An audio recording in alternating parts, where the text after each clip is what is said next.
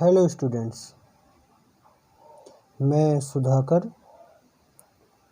आज आपके सामने अपने यूट्यूब चैनल मैथ्स गुरु सुधाकर सर पर कक्षा 9वीं हिंदी मीडियम के लिए प्रश्नावली 3.3 का प्रश्न क्रमांक पहला और प्रश्न क्रमांक दूसरा लेकर आया हूँ।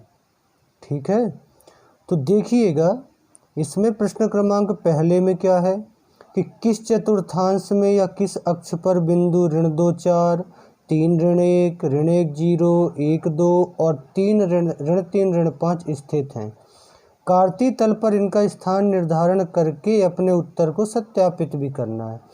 मतलब आपको बताना है कि ये जो बिंदु हैं, पिछली क्लास में बताया है कि हर बिंदु में x और y दो निर्देशांक होते हैं। जो पहले है वो x, जैसे ऋण 2 4 है तो ऋण 2 x निर्देशांक है और 4 y निर्देशांक है। ठीक है, तो आपको बताना कि किस चतुर्थांश में होंगे या किस अक्ष पर होंगे, और फिर ग्राफ पेपर पे उन्हें प्रदर्शित करके भी बताना है कि आपने जो उन्हें चतुर्थांश या स्थान बताया है वो सही है या नहीं है। ठीक है, तो देखिए इसके लिए आप क्या करेंगे, एक आप ग्राफ पेपर लेंगे। जैसा प्रश्न पहला है वैसा ही प्रश्न दूसरा है। प्रश्न पहले में कोष्टक में x y साथ में लिखे हैं और दूसरों में x और y अलग अलग हैं। मतलब ये ऋण 2 8 एक बिंदु के निर्देशांक है, फिर ऋण 1 7 दूसरे बिंदु के निर्देशांक है। तो हम पहले पहला प्रश्न दोनों में ग्राफ लगेंगे। तो देखिए जैसे पहले प्रश्न के लिए मेरे पास अभी ग्राफ नहीं है तो मैंने कॉपी पर ही ग्राफ बनाया है। अगर आपके पास ग्राफ है तो ठीक है, नहीं है तो कॉपी पर दो लंबवत लाइनें खींचकर उनमें y अक्ष में भी 1-1 सेंटीमीटर पर निशान लगाएंगे और x अक्ष में भी 1-1 सेंटीमीटर पर निशान लगाएंगे। फिर x अक्ष पे मूल बिंदु के दाईं ओर धनात्मक संख्याएं, बाईं ओर ऋणात्मक संख्याएं, y अक्ष में ऊपर धनात्मक संख्याएं और नीचे ऋणात्मक संख्याएं होती हैं। ठीक है, अब हमें इसमें कौन कौन से बिंदु प्रदर्शित करने हैं तो उन्हें हम जरा लिख लेते हैं कॉपी पे। कौन कौन से बिंदु प्रदर्शित करने हैं हमें, करने हैं कौन कौन से, ऋण 2 4, 3 ऋण 1, ऋण 1 0,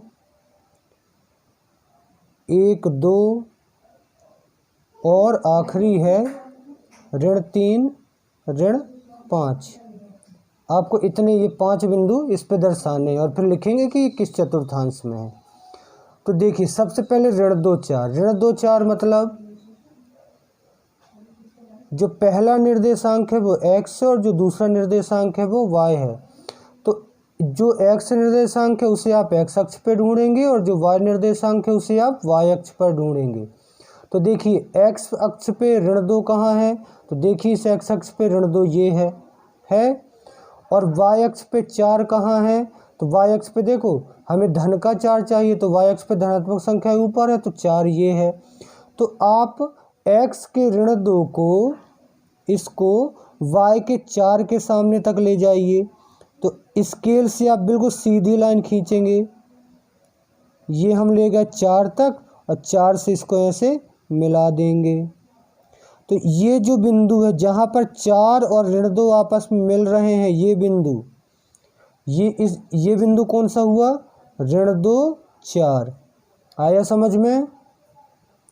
ठीक है, ये बिंदु देखिए x अक्ष में ऋण 2 के सामने और y अक्ष में 4 के सामने, इसलिए इसके निर्देशांक क्या हुए, ऋण 2 4। मतलब ये x निर्देशांक, ये y निर्देशांक, और नाम क्या है इनके, x को भुज कहते हैं और y निर्देशांक को कोटि कहते हैं। ठीक है ना। अब देखिए दूसरा क्या, 3 ऋण 1। तो x अक्ष पे 3 कहाँ है, ये है, और y अक्ष पे ऋण 1 कहाँ है, ये है। तो आप 3 को ऋण 1 के सामने तक ले जाएं और फिर ऋण 1 को 3 के सामने तक ले जाएं। कहाँ मिले ये दोनों, यहाँ पे मिले। तो ये बिंदु क्या हुआ, 3 ऋण 1। पहले x अक्ष से x का निर्देशांक लिखते हैं, फिर y निर्देशांक लिखते हैं। फिर है ऋण 1 0। तो x अक्ष का ऋण 1 कहाँ है, ये है, और y अक्ष का 0। तो 0 तो दोनों का यही होता है, x का भी और y का भी। तो देखो ये 0 के सामने यही बिंदु है, तो ये बिंदु क्या हुआ, -1 0। और मैंने जो आपको मूल बिंदु पहले वीडियो में बताया था कि जो बिंदु x अक्ष पर होगा उसका y निर्देशांक 0 होता है, ठीक है, और जो बिंदु y अक्ष पर होता है उसका x निर्देशांक 0 है। तो देखिए इसमें y की जगह y निर्देशांक 0 है और x है, मतलब j x अक्ष पर है। अगर x की जगह 0 होता और y की जगह संख्या होती मतलब वो y अक्ष पे होता, चतुर्थांश में नहीं होते हैं, ठीक है। फिर क्या देखिए 1 2, x अक्ष पे 1 ये है और y अक्ष पे 2 ये है। तो x अक्ष के 1 को y के 2 के सामने तक ले गए और 2 को लाके उससे 1 के सामने तक, ये जहाँ मिले दोनों ये बिंदु है 1 2, ठीक है। फिर देखिएगा क्या है, कितने बिंदु हो गए अपने 4, पांचवा क्या ऋण 3 ऋण 5। तो x अक्ष पे ऋण 3 है तो x अक्ष पे ऋण 3 ये है और y अक्ष पे ऋण 5, y अक्ष पे ऋण 5 ये नीचे है। तो हम ऋण 3 को y के ऋण 5 के सामने तक बिल्कुल सीधा लाएंगे और ऋण 5 को ऋण 3 के सामने तक लाएंगे, जहाँ ये दोनों मिल जाएंगे वही आपका बिंदु है ऋण 3 ऋण 5। आया समझ में? आया अच्छे से? और अब हम इनकी स्थितियां लिख देंगे। तो देखिए जैसे पहला बिंदु क्या था, ऋण 2 4। तो ये देखिए ऋण 2 4 कहाँ आया, द्वितीय चतुर्थांश में। और जो हमने आपको चित्र बनवाया था उसमें भी देखिए इस पहले चतुर्थांश का चिन्ह क्या बना है, ऋण धन, मतलब पहली संख्या ऋण में रहती है दूसरी संख्या धन में, तो वो द्वितीय चतुर्थांश है। तो इसमें लिख देंगे कहाँ है ये, द्वितीय चतुर्थांश। फिर दूसरा क्या है 3 ऋण 1, तो ये 3 ऋण 1, पहला धन का दूसरा ऋण का, तो ऐसा कहाँ होता है चौथे में। ये धन और ऋण चित्र में देखते जाइए, याद होना चाहिए। तो ये कौन सा है, चतुर्थांश, ठीक है। फिर देखिए तीसरा क्या है, ऋण 1 0। तो ये देखिए इसका y निर्देशांक 0 है, y निर्देशांक 0 है मतलब ये x अक्ष पर होगा। और अगर x निर्देशांक 0 होता तो ये कहाँ होता, y अक्ष पर होता, ठीक है ना। तो ये y निर्देशांक 0 है इसलिए ये किस अक्ष पर होगा, x अक्ष पर होगा, किसी चतुर्थांश में नहीं होगा। फिर चौथा क्या है 1 2। देखिए दोनों धन के हैं, जब दोनों धन के होते हैं तो दोनों धन किस चतुर्थांश में होता है, प्रथम चतुर्थांश में। तो इसमें लिख देंगे ये कहाँ स्थित है, प्रथम चतुर्थांश में। और पांचवा क्या है, ऋण 3 ऋण 5, ऋण 3 ऋण 5। तो ये कहाँ है, तो देखिए दोनों ऋण के हैं, ये कहाँ देखो तृतीय में। और आप पुराने चित्र में भी जो मैंने बनवाया था देखेंगे तो इस चतुर्थांश का चिन्ह ऋण ऋण है, मतलब x भी ऋण का y भी ऋण का, अर्थात ये किस में होगा, तृतीय चतुर्थांश में होगा, ठीक है, क्लियर। अब ऐसे ही सेम आपको प्रश्न दूसरा करना है। तो देखिए मैं इसी ग्राफ पे, आप अलग से ऐसे ही ग्राफ बना लेंगे, मैं आपको इसी ग्राफ पे दूसरा प्रश्न समझाता हूँ। तो जैसे प्रश्न देखिए क्या है, जैसे देखिए दूसरे प्रश्न में क्या है, अक्षों पर दूरी का उपयुक्त एकक लेकर नीचे सारणी में दिए गए बिंदुओं को तल पर आलेखित कीजिए, ठीक है। तो ये बिंदु दिए हैं, तो इसमें जो बिंदु दिए हैं वो क्या है, यहाँ है ये प्रश्न दूसरे में बिंदु क्या है। जो अगर पहला बिंदु है ऋण 2 8, क्यों x ऋण 2 है और y 8 है। फिर दूसरा बिंदु है ऋण 1 7। फिर तीसरा बिंदु है 0 ऋण 1.25। फिर चौथा बिंदु है 1 3 और पांचवा बिंदु है 3 ऋण 1।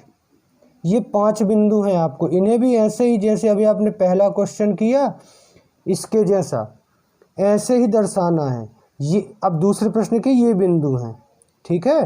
तो अब परीक्षा में प्रश्न दो तरीके से आते हैं। परीक्षा में कैसे आते हैं कि आपको ऐसे एक एक बिंदु लिख दिया जाता है और पूछा जाता है कि बताइए ये किस अक्ष या किस चतुर्थांश में होगा। तो जैसे आपने अभी बताए चिन्हों को देखकर और ये जीरो जीरो को देखकर, आपको क्या होगा, चित्र बनाना आता है जो मैंने बेसिक में बताया है, तो केवल चिन्हों को देखकर हम बता सकते हैं कि कौन सा बिंदु कहाँ होगा। हम यहाँ भी ऐसे ही चिन्ह देखकर संख्याओं के बता सकते हैं कि ये बिंदु कहाँ पर स्थित होंगे। अब इन्हें जैसे हमें ग्राफ पे भी दर्शाना है तो ऐसा ही आप ग्राफ बनाएंगे और जैसे हमने इसमें दर्शाया वैसे ही दर्शाएंगे। जैसे पहला है ऋण 2 8, तो एक्स अक्ष पे ऋण 2 ये है और 8 है वाई अक्ष पे, तो इस पे और ऊपर जाएंगे हम, इस पे और ऊपर जाएगा तो ये हो जाएगा 7 और ये हो जाएगा 8। तो आप इस ऋण 2 को, ये ऋण 2 एक्स अक्ष पे तो ये ऋण 2 और ये 8, तो इस ऋण 2 को बढ़ा के कहाँ तक ले जाओगे, 8 तक, और इसको यहाँ तक ले आओगे। मैं बढ़ा नहीं रहा हूँ ताकि आपको पता हो। तो ये बिंदु क्या हो जाएगा, ऋण 2 8। आया समझ में। फिर जैसे ऋण 1 7 है तो एक्स अक्ष का ऋण 1 ये है और वाई अक्ष का 7 ये है, तो इसको हम कहाँ तक लेके जाएंगे, 7 तक, और 7 को भी यहाँ पे लाएंगे। तो ये जो बिंदु है जो ऋण 1 के भी सामने है और ऋण 1 के भी सामने और 7 के भी सामने है, तो वो बिंदु हो जाएगा। तो जैसे मैंने प्रश्न 1 में बताया वैसे ही आप बिल्कुल किसके लिए कर देंगे, प्रश्न 2 के लिए, केवल अंक बदले हुए हैं और कोई प्रॉब्लम नहीं है। जैसे 0 ऋण 1.25 है तो ये देखो इसका x निर्देशांक 0 है, मतलब ये कहाँ होगा, y अक्ष पर होगा।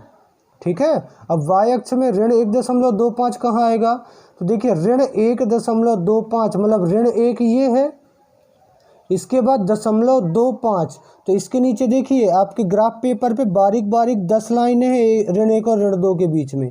तो आपकी जो उसके नीचे दूसरी और तीसरी लाइन है उसके बीच में निशान लगा देंगे, ये बिंदु हो जाएगा 0 ऋण 1.25।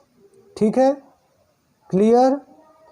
तो अब आप इस प्रश्न को बिल्कुल ऐसे ही दर्शा लेंगे और जो जिस अक्ष पर आए वहाँ अक्ष लिख देंगे। जैसे ये किस में होगा, पहला ऋण दूसरा धन, ऐसा कहाँ होता है, द्वितीय में, तो ये हो जाएगा द्वितीय चतुर्थांश में। मैं शॉर्ट में लिख दे रहा हूँ, आप चतुर्थांश लिख देना।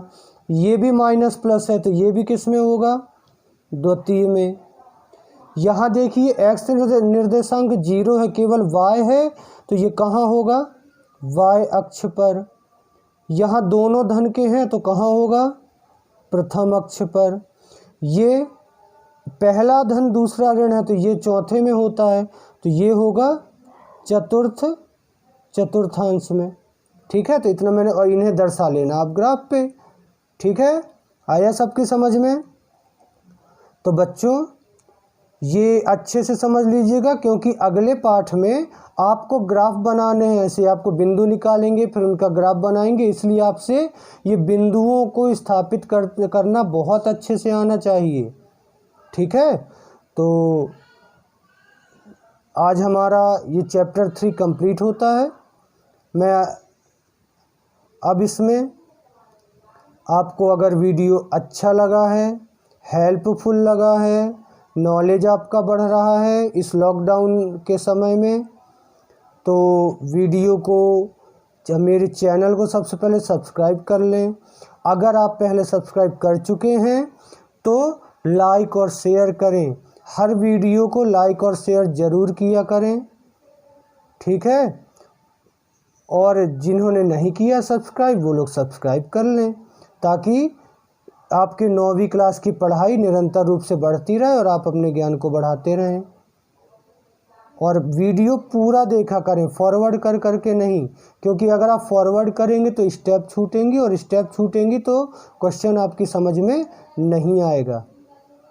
ठीक है बच्चों, तो अपना ध्यान रखिएगा, घर पर रहिएगा, सुरक्षित रहिएगा और अपने ज्ञान को बढ़ाते रहिएगा, क्योंकि अगर हम एक बार पीछे हो गए तो फिर आगे चलकर बहुत परेशानियां होती हैं।